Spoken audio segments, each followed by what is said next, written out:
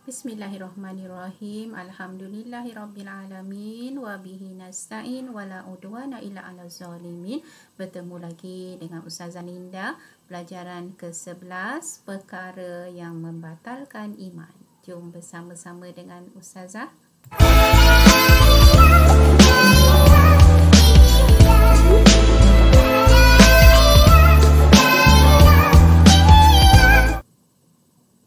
InsyaAllah Ustazah akan membincangkan bersama-sama dengan anak-anak pelajaran ke-11 perkara yang membatalkan iman.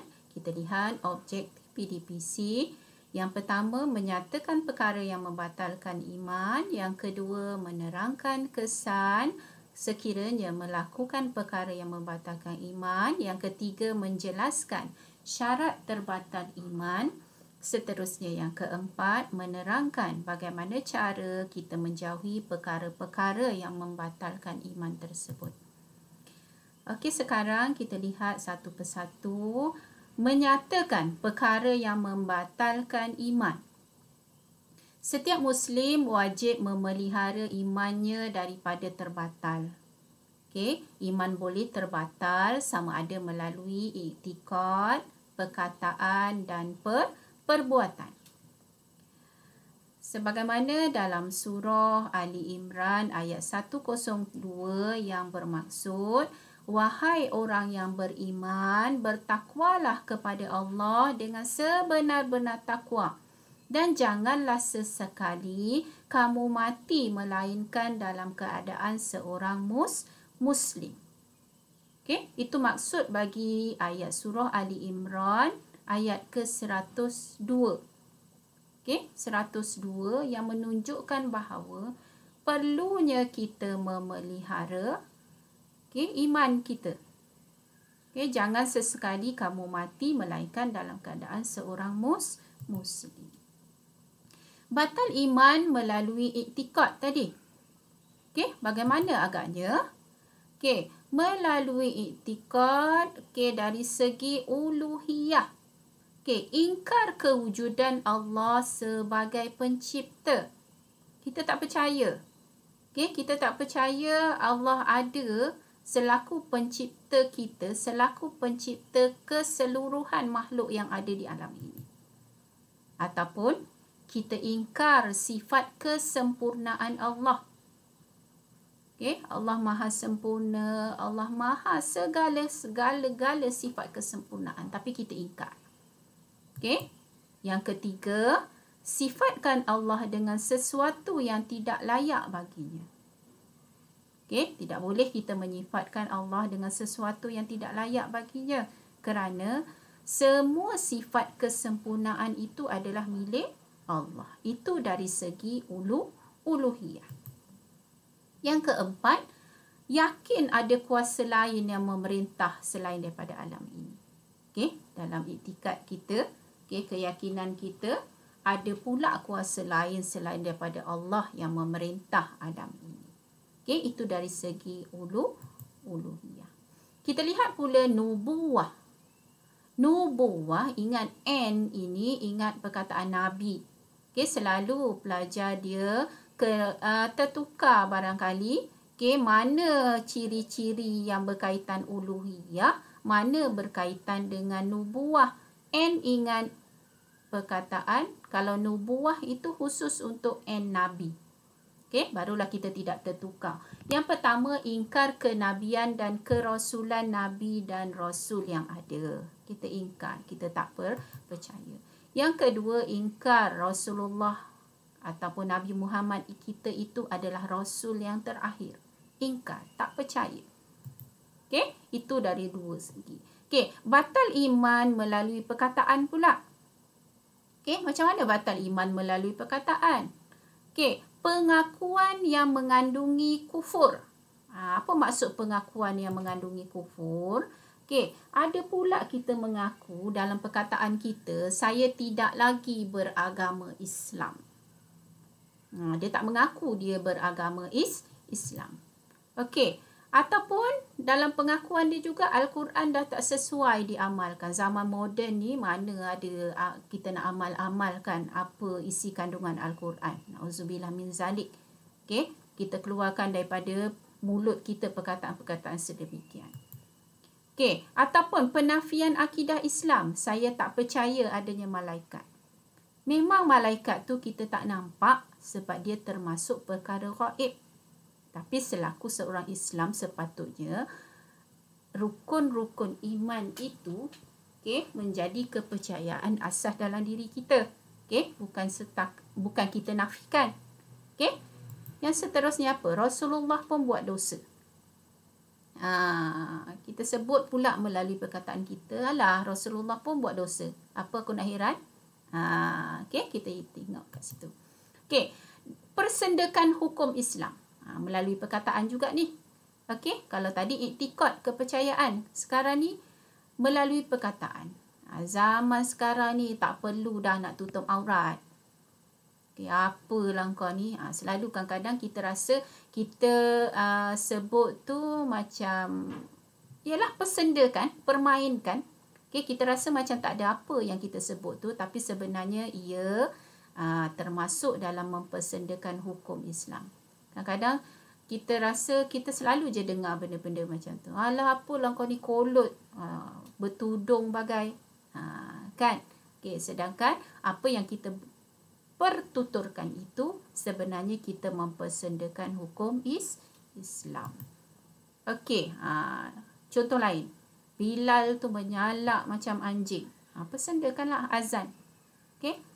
Bilal tu elok melaungkan azan untuk setiap waktu pemberitahuan masuknya waktu solat. Boleh pula kita samakan Bilal tu menyalak macam anjing. Ini termasuk dalam mempersendakan hukum Islam. Batal iman. Ya, anak-anak. Kita lihat apa pula syarat terbatal iman tu.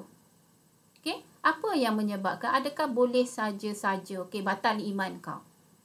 Kita sebut dekat kawan kita macam tu. Kita tengok ada 4 syarat. Yang pertama, mengetahui perkara yang dilakukan membawa kepada kufur. Dia tahu perkara yang dia buat tu sebenarnya boleh menyebabkan dia jadi kafir. Dia tahu. Yang kedua, dia ingkar perkara asas dalam Islam. Benda-benda yang asas. Perkara asas, iktikad dia. Percaya kepada Nabi, percaya kepada Allah, malaikat dan sebagainya. Benda-benda asas tu dia ingkar. Yang seterusnya, melakukan sesuatu perkara dengan sengaja dan pilihan sendiri tanpa paksaan. Contohnya tadi tu melalui perkataan dia tu, dia sebut sendiri, tak ada orang paksa pun, tak ada orang acu pisau pun dekat dia. Dia sengaja dengan pilihan dia tanpa paksaan apa-apa. Yang keempat, melakukan perkara yang jelas membawa kepada kufur.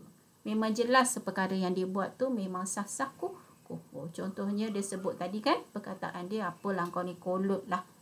Tutup aurat bagai. Jelas membawa kepada kufur. Sebab menutup aurat itu wajib dalam Islam. Kita lihat pula apa kesan sebenarnya melakukan perkara yang batalkan iman, sama ada daripada segi iktikad ataupun perbuatan tersebut. Yang pertama, rosak segala amal soleh dan ibadah. Apa yang kita buat, amal kebaikan, ibadah yang kita buat sebelum-sebelum ini habis. Hancur.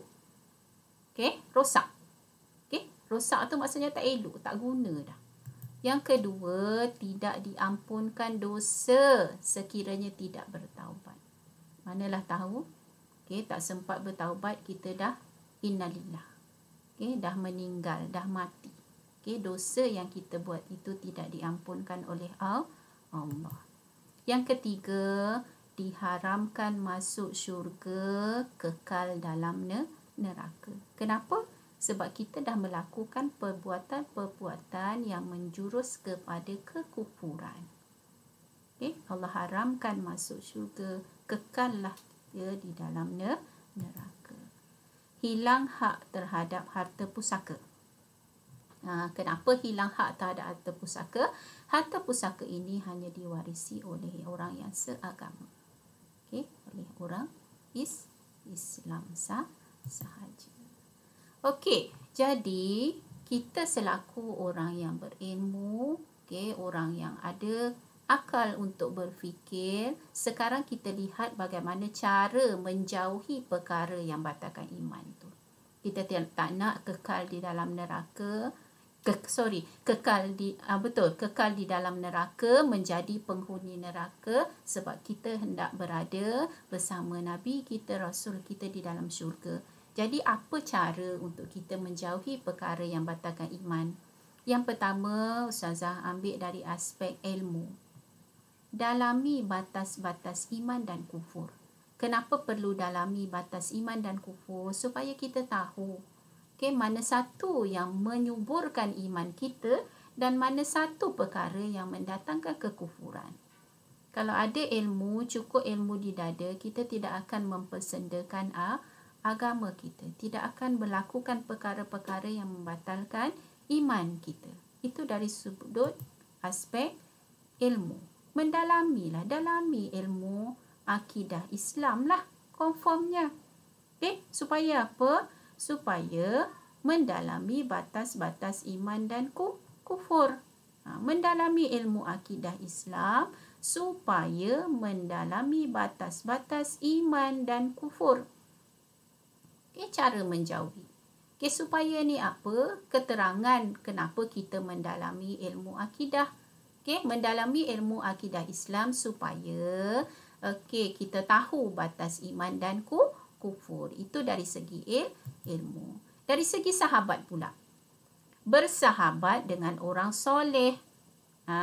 Supaya apa? Supaya orang soleh, sahabat kita tu tadi, dapat membimbing diri kepada kebaikan.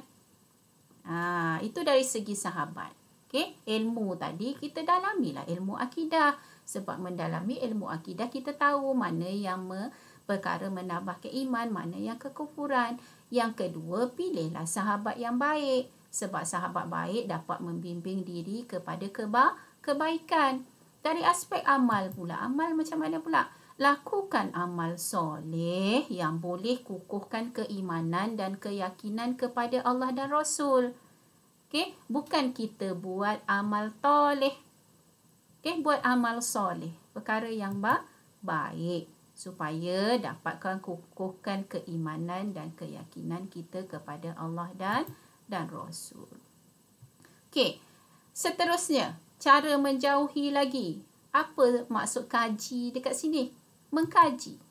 Memastikan sesuatu kepercayaan dan amalan berdasarkan Al-Quran dan As-Sunnah saja. Al-Quran dan As-Sunnah inilah kita punya sumber rujukan, bukan benda-benda lain. Kita jauhi perkara batalkan iman dari aspek doa. Doa macam mana? Berdoa mohon petunjuk Allah. Ini kita tak buat apa-apa, kita duduk saja-saja. Macam mana kita tak terlibat sama? Doa. Mohon petunjuk kepada Allah. Tak tahu berdoa dalam bahasa Arab, doa dalam bahasa Melayu. Allah Maha Pendengar, Allah Maha Memahami. Dan yang seterusnya, taubat. Sentiasa bertaubat dan beristighfar kepada Allah atas dosa yang dilakukan. Jangan sangka diri tidak berdosa. Setiap saat, setiap masa, setiap hari. Astaghfirullahalazim. Mudah-mudahan dosa-dosa kita itu Allah terima taubatnya. Allah delete semua dosa kita. Yang tinggal hanyalah pahala sebagai bekalan untuk kita di akhirat sana. Demikian Ustazah kongsikan kepada anak-anak semua tentang tajuk